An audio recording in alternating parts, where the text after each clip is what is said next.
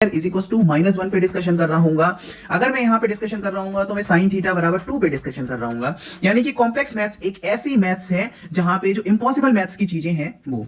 तो अगर मैं कहूं कि साइन थीटा की जो वैल्यू आती है वो -1 से 1 तक होती है, आप कहोगे सर आपने 2 लिख रखा है, आप कहोगे भैया आपने 2 लिख रखा है, तो मैंने 2 क्यों लिखा है? यानी कि क्या इसके आंसर हो सकते हैं कि यहाँ पे थीटा वेरी कर सकता है। जब हम इस वाली मैथमेटिक्स को कहते हैं इमेजिनरी मैथमेटिक्स। इमेजिनरी मैथमेटिक्स, जब इमेजिनरी मैथमेटिक्स है इसी मैथ को हम कहते हैं कॉम्प्लेक्स नंबर। यानी कि हम ऐसी चीजें पढ़ेंगे जो सिर्फ हमारे माइंड में आई होंगी at the time of study. ठीक है, जैसे मैं अब आगे बताता हूं, ये सारी आपकी नोन चीजें, ये आपको पता है, ये भी आपको पता है, ये भी आपको पता है। साइन थीटा 0 है तो थीटा की जो वैल्यू होगी वो किसके बराबर होगी? n पाई के बराबर। साइन थीटा बराबर अगर 1 है, साइन थीटा बराबर 1 है तो आपको पता है थीटा की वैल्यू किसके बराबर होगी? 2n pi plus pi by 2 के बराबर। I hope you understand. अगर मैं आपसे कह रहा हूं कि x² + 1 है, अब जाके कहानी हुई चेंज। मैं अगर आपसे कह रहा हूं कि x² + 1 है, अब जाके आपकी कहानी चेंज हो गई, क्योंकि यहां पे जब जो वैल्यू आ रही है वो x² की वैल्यू -1 के बराबर आ रही है। और आपको पता है कि x² यानी किसी भी क्वांटिटी का स्क्वायर नेगेटिव नहीं होता है।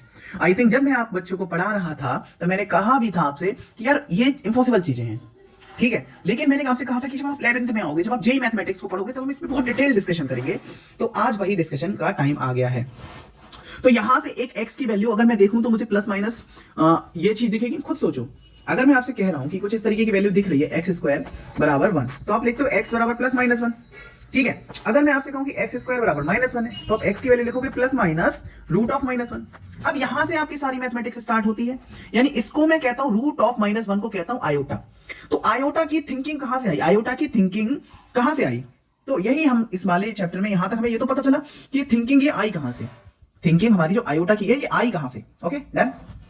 जैसा कि मैं आपसे बात कर रहा हूं कि साइन थीटा बराबर 2, theta has non real solution. मतलब यहां पे सॉल्यूशन तो है, सोचो सॉल्यूशन तो है बट नॉन रियल सॉल्यूशन है।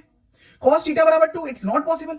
थीटा के सॉल्यूशन तो है, कैसे सॉल्यूशन है? Non real solution. ओके, समझो बात को। e की पावर sin x = 3, e की पावर sin x = 3, ये कैसे सॉल्यूशन है? आपके नॉन रियल सॉल्यूशन है। ठीक है,